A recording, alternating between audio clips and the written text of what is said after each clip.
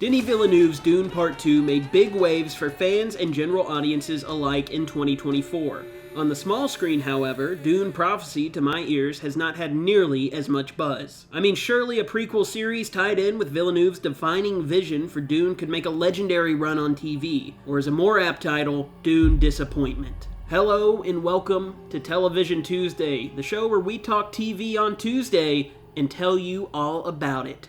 I'm your host, Jackson Hamm, and today we're talking about Dune Prophecy.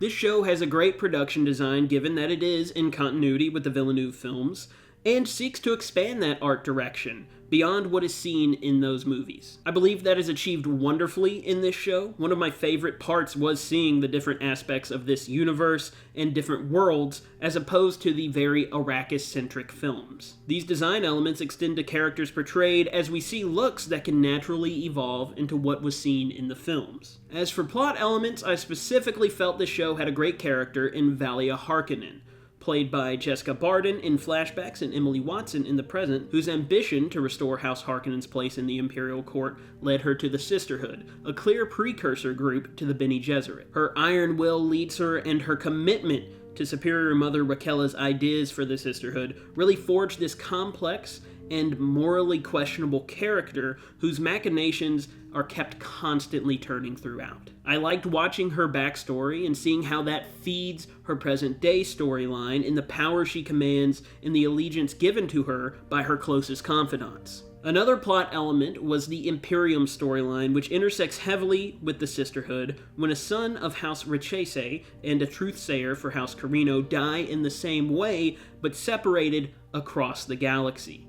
It was very neat to see the Emperor and how they function, but this is also where I must say that I kind of run out of things I very much enjoyed from the show. The rest of it is very messy, tangled up in a ball of real-life Hollywood strikes, uninteresting chunks of a 6-episode TV show, and a rushed ending to a season. So, about 2 episodes into the show, and I was trudging through. The first episode, while I liked elements, only really kept me hooked due to the child murder cliffhanger, and episode 2 only served to make me question what direction the show could possibly be headed in with all of the characters involved. Then episode 3 struck, and it focused on Valia and her sister Tula, which I found to be one of the stronger elements of the first 2 episodes. I found all the sisterhood story far more enjoyable, as a matter of fact. And as I finish episode 3, I realized I'm halfway through the season, and the plot has not progressed much at all. Time to do some research, and behold, the internet holds knowledge.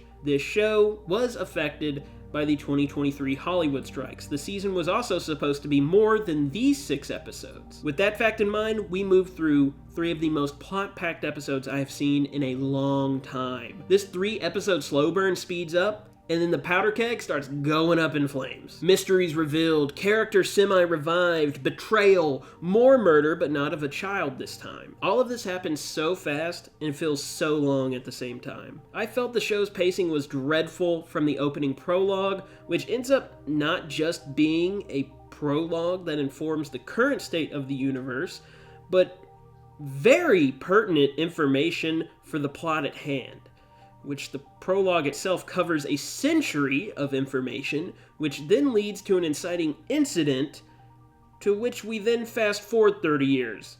Info dump, then a crawl of a show, that then sprints to the end. You get the point. The Imperium plotline, or should I say plot lines, because we end up with 2 plot lines from this aspect of the show, ending up with the 3 plot lines in a 6-episode show, which would work if it were more character-driven plots, but they all kind of affect the universe very broadly. The Imperium plotline was promising until it derails with Desmond Hart, played by Travis Fimmel. When introduced, I thought this character would be cool. He ends up being a rushed mess, in my opinion, that with a few words flips the Imperium court on its head, and all way too fast. Desmond Hart is not nearly as bad as the Insurgency plotline, which is not set up too well and takes up way too much time in the late stages of the season.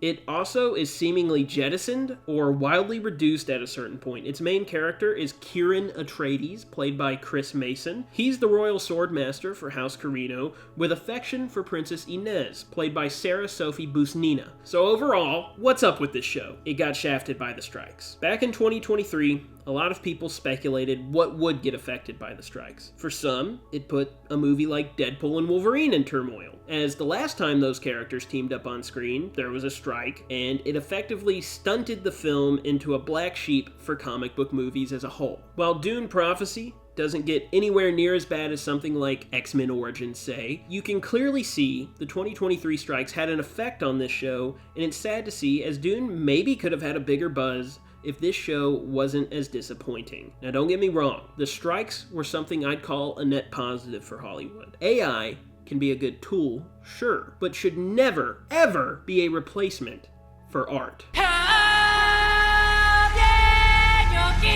As it stands currently, I'm going to give Dune Prophecy a 5 out of 10. Now, this season was very shaky, and it kind of left me questioning if I will pick it up if there's a season 2. I may dip my toes in, but if it gives me an air of the same quality that I felt season 1 was, I'm probably gonna drop the show, as this first season was wildly disappointing to me. And on that note, we're at the end of this episode of Television Tuesday. We have plenty of other episodes of Television Tuesday you can check out. We also have the sister show to Television Tuesday, Studio Cinema Saturday, where we're talking films old and new, the ones you don't like and the ones you do. There's also our new show, Buying a Film Its First Drink, where we've covered films such as Hulk 2003 or Lord of the Rings, The Return of the Kings. And given that it's a new year, we got new films to buy drinks. We could talk films like The Notebook, Shark Tale, iRobot. Shark Tale and iRobot both star Will Smith. Will Smith gems, if you ask me. Great film to have a drink over. Or, Scooby-Doo 2 Monsters Unleashed. Let us know what films you'd like to see us buy a drink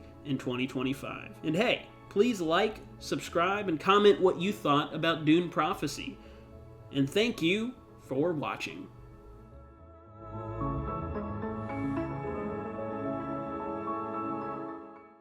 And on that note, we're at the end of this video,